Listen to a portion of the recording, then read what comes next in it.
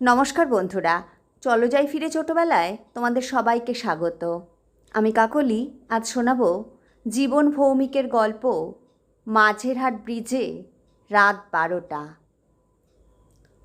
ঘটনাটা ঘটেছিল 1.5 বছর আগে। এতদিন কাউকে বলার সুযোগ হয়ে ওঠেনি।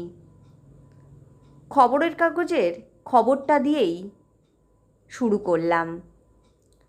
স্টাফ রিপোর্টার 5ই ডিসেম্বর। গতকাল ভোরবেলায় ডায়মন্ড হারবার রোডের মাঝেরহাট ব্রিজের নিচের রেল লাইনের উপর 2 ব্যক্তির মৃতদেহ পাওয়া যায়। দুজনেরই বয়স 30-এর কাছাকাছি। পুলিশের সন্দেহ যে ব্রিজের ওপর থেকে ওদের নিচে ফেলে দেওয়া হয়েছিল, কিন্তু মৃত্যুর কারণ সম্পর্কে কিছু বলা সম্ভব হয়নি। মাঝেরহাট স্টেশনের ওই রেল লাইন দিয়ে গত রাত্রে 11টা 48 গাড়ি গেছে। তখন ওখানে মৃতদেহ দুটি ছিল না। পরদিন সকালের ফার্স্ট ট্রেন যাওয়ার আগেই ওই মৃতদেহ একজনের নজরে পড়ে। রাত 12টার পর এই হত্যাকাণ্ড ঘটেছে বলে পুলিশের অনুমান। তাদের মতে ওই ব্রিজ যতখানি উঁচু, তাতে সেখান থেকে কাউকে ফেলে দিলে এত অল্প সময়ের মধ্যে মৃত্যু হবার কথা নয়।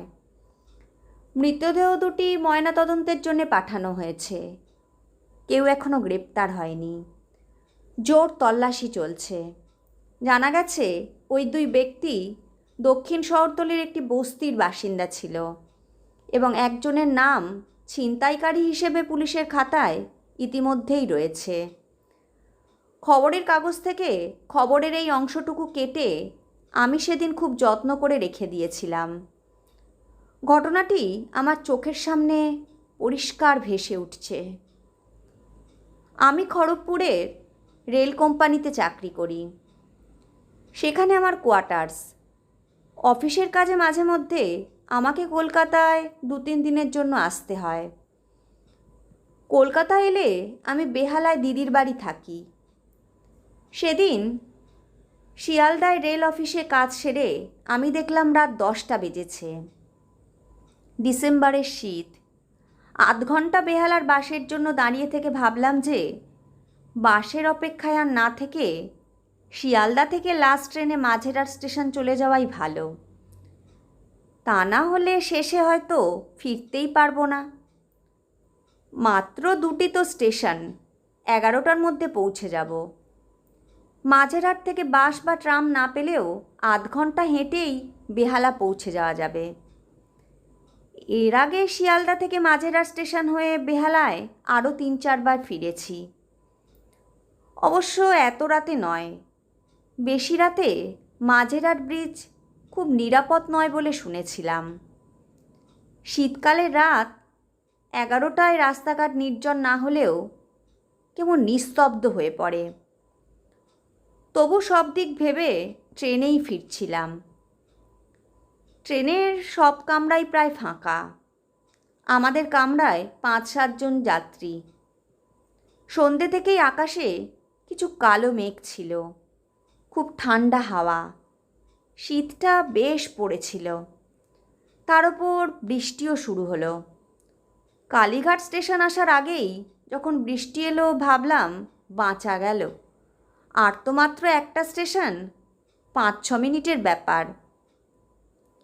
কিন্তু কপালে দুর্ভোগ থাকলে খণ্ডাবে কে? কালীঘাট স্টেশনের কাছাকাছি এসে আমাদের গাড়িটা হঠাৎই থেমে গেল। হয়তো সিগন্যাল পায়নি। 2-1 মিনিটের মধ্যেই ছাড়বে। কিন্তু মিনিট 10 পর একজন বাইরে উঁকি দিয়ে বলল, সিগন্যাল তো রয়েছে। কি হলো বলুন তো? কি করে বলি বলুন? আপনিও যেখানে আমরাও সেখানে। এই সব কথাবার্তা। একজন বললে, চেন টেনেছে বোধ হয়। আমাদের কম্পার্টমেন্টের 4 জন নামবে কালীঘাটে, একজন মাঝেরহাটে। ইতিমধ্যে ঘড়িতে 11টা 10। আমি মনে মনে অস্থির হয়ে উঠলাম। এই সময় বাইরে তাকিয়ে দেখি 2-3 জন লোক গাড়ি থেকে নেমে ছুটতে ছুটতে গাড়ির পেছন দিকে যাচ্ছে। জিজ্ঞেস করলাম, কি হলো মশাই? বললে, অ্যাক্সিডেন্ট হয়েছে, গাড়ি থেকে একজন পড়ে গেছে। যাদের কালীঘাটে নামবার কথা তারা 4 জন এই সময় লাফিয়ে গাড়ি থেকে নেমে গেল, কারণ লাইন ধরে মিনিট 5-7 হাঁটলেই স্টেশন। ট্রেন কতক্ষণ আটকে থাকবে কে জানে। আমার কামরায় তখন মাত্র 2 জন যাত্রী, আমি আর এক ভদ্রলোক। সেই ভদ্রলোক বললেন, কি আশ্চর্য ব্যাপার মশাই, ফাঁকা গাড়ি থেকে লোক পড়ে যায় কি করে? আমি বললাম, তাই তো ভাবছি। আসলে আমি তখন ভাবছিলাম রাত 11:30 বাজে, দুর্যোগের রাত। মাঝেরহাটে নেমে যদি একজনও সঙ্গী না পাই তাহলে তো একটু গা ছমছম করবে। এই কথা ভাবতে ভাবতে ঠান্ডার মধ্যেও ঘামে আমার কপাল ভিজে উঠল। 11:45টার সময় দেখলাম যে 3 জন লোক গাড়ির পেছনের দিকে গিয়েছিল, তারা ফিরে আসছে। তাদের কাছে জানা গেল যে চলন্ত গাড়ির খোলা দরজা দিয়ে খুব ঠান্ডা হাওয়া আসছিল বলে ওদের কামরার একজন যাত্রী দরজাটা বন্ধ করতে গিয়ে টাল সামলাতে না পেরে গাড়ি থেকে পড়ে গেছে। সঙ্গে সঙ্গে চেন টানা হয়েছে, লোকটা মারা গেছে, তার সঙ্গে কেউ ছিল না। যাই হোক, দুর্ঘটনার বলি মৃতদেহটিকে গাড়িতে উঠিয়ে নিয়ে গার্ড সাহেব গাড়ি ছাড়লেন। মাঝেরহাট স্টেশনে যখন গাড়ি এলো, আমার ঘড়িতে তখন 11:50। বৃষ্টি তখন নেই, কনকনে ঠান্ডা, একটা এলোমেলো বাতাস চারদিকে দাপাদাপি করছে। প্ল্যাটফর্মে নেমে আমি সামনে পেছনে তাকিয়ে দেখি মাঝেরহাট স্টেশনে আমি ছাড়া অন্য কেউ নামেনি। এমনিতেই ছোট্ট স্টেশন, সকালে বিকেলে কিছু ভিড় হয়, এত রাতে এই স্টেশনের যাত্রী কে থাকবে? কিন্তু না, একজন নেমেছে, আমার সামনের কামরা থেকেই বোধহয় নেমেছে। আমি ঠিক খেয়াল করিনি। ভয়ের মধ্যে এবার একটু ভরসা পেলাম। গায়ে মাথায় চাদর, পরনে ধুতি। লোকটা কোনো দিকে না তাকিয়ে সোজা হেঁটে চলেছে, আমি তার পেছন পেছন। ও দাদা, শুনছেন? দুবার ডাকলাম, শুনতে পাইনি। সিঁড়ির কয়েক ধাপ ওপরে উঠে না ডাকতেই লোকটি ফিরে তাকালো নিচে আমার দিকে। হাওয়ায় তার চাদর উড়ছে, চাদরের ভেতর থেকে লোকটাকে দেখাই যাচ্ছে না। লোকটি আমার দিকে একবার ঘুরে কিছু না বলে বাকি কয়েক ধাপ সিঁড়ি বেয়ে ব্রিজের ওপর গিয়ে দাঁড়ালো। রাত 12টায় মাঝেরহাট ব্রিজ এক্কেবারে জনশূন্য। এমনকি যে 2-4 জন ভিখারি ব্রিজের ফুটপাতে রাত কাটায়, তারাও আজ দুর্যোগপূর্ণ আবহাওয়ার জন্য অন্যত্র আশ্রয় নিয়েছে। মাঝে মাঝে মাল বোঝাই কয়েকটি লরি, ট্রাক ব্রিজ কাঁপিয়ে চলে যাচ্ছে। হাওয়ার শব্দ ছাড়া অন্য কোনো শব্দই নেই। ব্রিজের ওপর এসে আমি লোকটিকে জিজ্ঞেস করলাম, আপনি কোন দিকে যাবেন? সে বললে, নিউ আলিপুরের দিকে। আমি বললাম, তবে তো ভালোই হলো, আমি বেহালা যাব, চলুন একসঙ্গে যাওয়া যাক, ট্রাম বাস তো বন্ধ হয়ে গেছে। লোকটা একটু ইতস্তত করে বললে, চলুন। ব্রিজের রাস্তা ক্রস করে আমরা বাঁ দিকের ফুটপাতে উঠলাম, আর সেই সময় অতর্কিতে কোথা থেকে যেন 2 জন লোক আমাদের সামনে এসে দাঁড়ালো। তাদের একজনের হাতে ছুরি। তারা বললে, টাকা পয়সা ঘড়ি আংটি যা আছে চটপট দিয়ে দিন। আমি যেন ভয় কাঁপতে লাগলাম। আমার হাতে দামি ঘড়ি আছে, পাথর বসানো সোনার আংটি, পকেটে গোটা 40 টাকা আছে। পকেট হাতড়ে কোনো মতে টাকাটা বের করছি। এমন সময় দুর্বৃত্তরা আমার সঙ্গী লোকটিকে বললে, চাদরের নিচে কি লুকিয়ে রাখা হচ্ছে, বের করুন, নয়তো খতম করে দেব। লোকটি তখন চাদরের ভেতর থেকে একটা বড় প্যাকেট বের করে আমার হাতে দিল এবং এক অবিশ্বাস্য ক্ষিপ্রতায় দুর্বৃত্ত 2 জনের গলা টিপে ধরে ব্রিজের রেলিংয়ের ওপর ঠেলে নিয়ে গেল। একজন দুর্বৃত্ত ছুরি চালালো, কিন্তু লোকটির গায়ে লাগলো না। আমি ভয় দৌড়ে পালাতে গেলাম, কিন্তু আমার হাত পা এমন কাঁপছিল যে আমি এগোতে পারলাম না। তাকিয়ে দেখি দুজন দুর্বৃত্তই মাটিতে পড়ে আছে। লোকটি একে একে দুজনকে তুলে রেলিংয়ের ওপর দিয়ে ব্রিজের নিচে ফেলে দিল। সমস্ত ঘটনা আমার কাছে স্বপ্ন বলে মনে হচ্ছিল। কোনো মানুষের যে এত সাহস এবং শক্তি থাকতে পারে তা আমার কল্পনার বাইরে ছিল। লোকটি আমার কাছে এসে বললে, দিন আমার প্যাকেট, চলুন। যেন কিছুই হয়নি। এদিকে আমার গলা শুকিয়ে কাঠ, আমি কোনো কথাও বলতে পারছি না। শেষে কি খুনের দায় পড়ব নাকি? লোকটি যেন আমার মনের কথা শুনতে পেল, বলল, আপনার কোনো ভয় নেই। আমরা দুজনে মাঝেরহাট ব্রিজ ছেড়ে ডায়মন্ড হারবার রোড ধরে হাঁটছি। কিছুক্ষণ পরে লোকটি আপন মনে বলল, এই প্যাকেটটি খড়গপুরে পৌঁছে দেওয়া খুব দরকার। উৎসুক হয়ে বলি, খড়গপুরে আপনার কে আছে? আমি খড়গপুরে থাকি।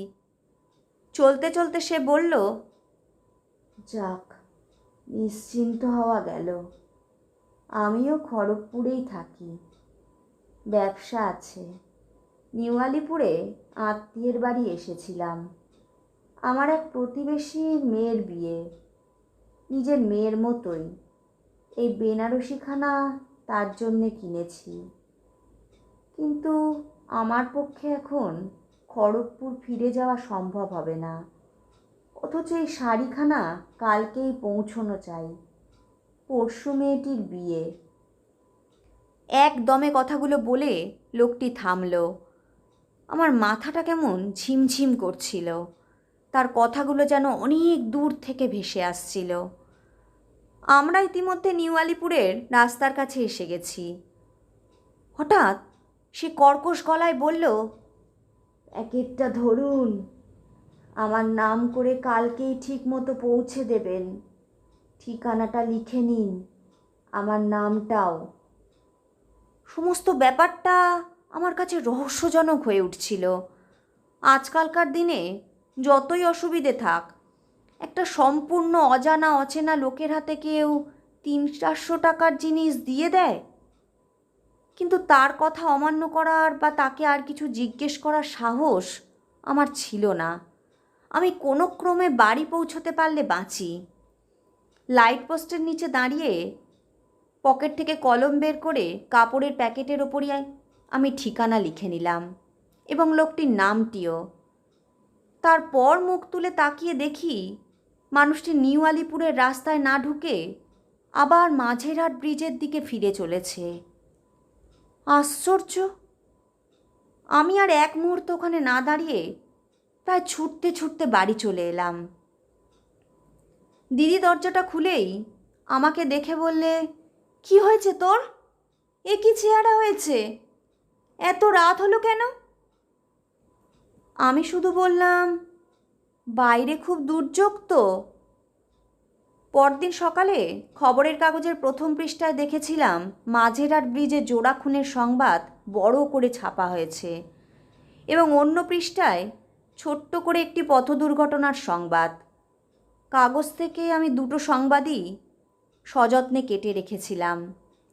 পথ দুর্ঘটনার শীর্ষক সংবাদে কালীঘাট স্টেশনের কাছে চলন্ত ট্রেন থেকে পড়ে গিয়ে মৃত খড়গপুর নিবাসী যার নাম কাগজে ছাপা হয়েছিল, সেই নামটি তারই নির্দেশে আমি লিখে নিয়েছিলাম। আমি আর ভাবতে পারছি না। সকালের ট্রেনেই আমি খড়গপুরে ফিরে গিয়েছিলাম। বেনারসির প্যাকেটের ওপর ঠিকানা লেখা বাড়ি খুঁজে যখন সেখানে গেছি, তখন বিয়েবাড়ির কোনো হইচই ছিল না। চারিদিকে একটা শোকের ছায়া। পাশের একটি বাড়ি থেকে কান্নার শব্দ। বুঝতে পারলাম দুর্ঘটনার খবর ইতিমধ্যেই পৌঁছে গেছে। লোকটির নাম করে বেনারসি শাড়ির প্যাকেটটি যথাস্থানে দিতেই সমস্ত বাড়িটা যেন কান্নায় ভেঙে পড়ল। আশপাশের বাড়ি থেকেও লোকজন এলো। আমি আর এক মুহূর্ত সেখানে দাঁড়াইনি। কারণ আমি জানতাম যে আমাকে নানান রকম কথা জিজ্ঞেস করা হবে, এবং এও জানতাম যে ওই লোকটির ট্রেনে কাটা পড়ার 1 ঘন্টা পর মাঝেরহাট ব্রিজের রাত 12টার কাহিনীর একটি বর্ণও কেউ বিশ্বাস করবে না। আমাকেও ভুল বুঝবে। আমি আবার নতুন করে কোনো ঝামেলায় পড়ে যাব। কেমন লাগলো বন্ধুরা? গল্পটা যদি তোমাদের ভালো লাগে তাহলে লাইক, শেয়ার, কমেন্ট করো কিন্তু। আর আমার চ্যানেলে যারা নতুন বন্ধু তারা আমার চ্যানেলটা সাবস্ক্রাইব করে নিও, আর পাশে থাকা বেল আইকনটা বাজাতে ভুলো না যেন। আজ তবে আসি, আবার আসবো আগামী পর্বে অন্য কোনো গল্প নিয়ে।